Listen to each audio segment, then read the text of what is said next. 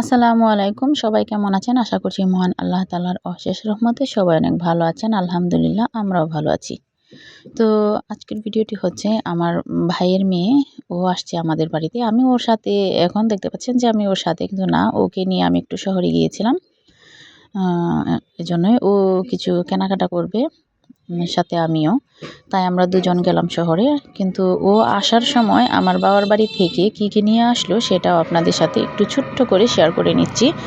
তারপর ও যখন আমাদের বাড়িতে ৩-৪ দিন থাকলো, ৩-৪ দিন পর আবার আমার আব্বু আসছিল ওকে নিয়ে যাবার জন্য। তখনও আব্বু কিছু নিয়ে আসছিল, ওইগুলো আপনাদের সাথে শেয়ার করব। তো দেখা যাক ও কী এনেছিল। এগুলো আমার মেয়ে বের করে নিচ্ছে। ও যেহেতু মেয়ে মানুষ, এত দূর থেকে এত কিছু আনা সম্ভব হচ্ছে না। ও আমাদের বাড়ি থেকে পরীক্ষা দিবে। ওর বইপত্রগুলো এনেছে। তো ওইগুলাই তো একটা বোঝা হয়ে গেল, ওর বইপত্রগুলা। আবার এখানে এই যে এই এক্সট্রা জিনিসগুলো এনেছে। তো এখানে এনেছে আম, আমাদের গাছের আম। নতুন, নতুন গাছ থেকে যে আমগুলো হয়েছে ওইগুলা আলাদা, আলাদা করে নিয়ে আসছে। আর মানে পুরাতন যে গাছগুলো আছে সেখান থেকে তো এনেছেই।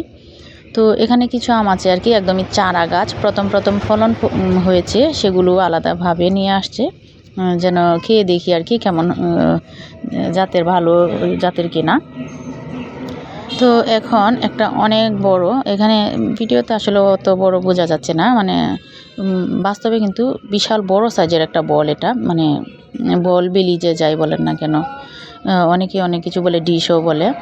তো এই ডিশের মধ্যে আমরা এই বাদামগুলো ঢেলে নিলাম। এখানে কিন্তু একদম পাকা পাকা যে বেগুনগুলা দেখতে পাচ্ছেন, এই বেগুনগুলা মানে পুড়ে তারপর যে ভর্তা করে, এই ভর্তাটা ভীষণ স্বাদের হয়। আর সেজন্য এই বেগুনগুলা নিয়ে আসছে। আমিও আশেপাশে যে আমাদের বাড়িতে যারা আছে আর কি, শ্বশুর বাড়িতে, ওদেরকেও কিছু দিয়ে তারপর আমি নিজেও ভর্তা করে খেয়েছি, ওদেরকেও দিয়েছি। মানে একদম বেগুনই দিয়ে দিয়েছি আর কি, যারা খেতে ভালোবাসে খাবে সেজন্য। তো এই তো। আর এই আমগুলো হচ্ছে পুরাতন গাছের আর কি। অনেক ভালো লাগে এই আমগুলো, অনেক মিষ্টি জাতের। এটা হচ্ছে আম্রপালি। আর ওইখানে হচ্ছে আমাদের জমিতেই হয়েছে যে বাদাম। তো এখানে যে দেখতে পাচ্ছেন এগুলো নিয়ে আসছে, এগুলো কিন্তু যতবারই আমাদের বাড়িতে কেউ লোক আসে, কেউ না কেউ তো আসতেই থাকে। বরাবরই মানে সবাই নিয়ে আসে। আমাদের জমিতে যা হয় বা গাছের মধ্যে যে ফলগুলো হয়, বিভিন্ন ধরনের যে ফলমূল, এগুলা ওরা নিয়ে আসে।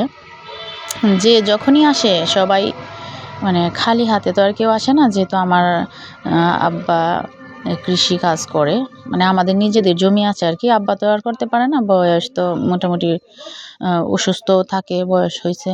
তো লোকজনকে দিয়ে করায় আর কি। তো এগুলা তারপর একটু আব্বাও সাথে থাকে, ভাইয়েরা আছে ওরা সাথে থাকে, ওইভাবে করে। তো নিজেদের জমির খাবার, ফলন, এগুলো কিন্তু ভালো লাগে। তো এই তো দেখুন, এগুলো কিন্তু আব্বা যেদিন আসছিল ওই দিন নিয়ে আসছিল। যেহেতু আব্বা আসছে সেজন্য বস্তায় পরে যতগুলো পারা, মানে নিয়ে আসা সম্ভব ছিল আর কি, পারছে ওই ততগুলোই নিয়ে আসছে। তো এটা হচ্ছে আমাদের জমিতেই হয়েছে যে পাট শাক, ওইগুলা বেশি করে নিয়ে আসে। যেহেতু আমাদের বাড়ি দূরে, মানে আমার বাবার বাড়ি। তো তারপরও যে যখন আসে সবাই নিয়ে আসে। তো এই যে দেখুন অনেকগুলো কিন্তু পাট শাক। তো এই যে পাট শাকগুলো এখানে রেখে এখন আমার মেয়ে এগুলো বের করে নিচ্ছে। এই যে আমাদের গাছের নারিকেল, আমাদের নারিকেল গাছও অনেকগুলো আছে, প্রায় 9-10টার মতো হবে নারিকেল গাছ। ওই তো। তো এখন মোটামুটিভাবে নারিকেল পাকে না, এই ডাব অবস্থাতেই বিক্রি হয়ে যায়। আবার কিছু কিছু গাছ আছে যেগুলা রাখে আর কি, যে এগুলা ডাব বিক্রি করবো না, এগুলা নারকেল হবে। তো এই যে দেখুন এখন কিন্তু এটা হচ্ছে আর একটা জমির মধ্যে পাকে নাই যেগুলো আর কি, বেগুন একদম কচি, এগুলা নিয়ে আসছে। বেগুনগুলো খেতে কিন্তু অনেক স্বাদ। এবং ওই যে পাট শাকগুলো আছে না, পাট শাকগুলো কিন্তু রান্না করেছিলাম, অনেক সুস্বাদু হয়েছিল। তো এই যে দেখুন বেগুন, যাতে করে অনেক বেশি নিয়ে আসা যায় সেজন্য এই বুটাগুলো কেটে তারপর নিয়ে আসছে। এই বুটাগুলো কিন্তু অনেকটা জায়গা, মানে অনেকটা স্পেস নেয়, সেজন্য এই বুটাগুলো কেটে তারপর নিয়ে আসছে বেশি করে। আর হচ্ছে কাঁচামরিচ, এই সবগুলাই কিন্তু আমাদের জমির, মানে আব্বা যে জমিগুলা, বাড়ির আশেপাশের যে জমিগুলো আছে আর কি আমাদের, ওইগুলো আর কি আব্বা করে।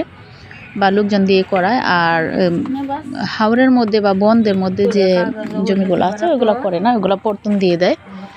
ওইগুলা করার মতো সময় সুযোগ বা শারীরিক কন্ডিশন এগুলো কোনো কিছুই এখন আর আব্বার নাই।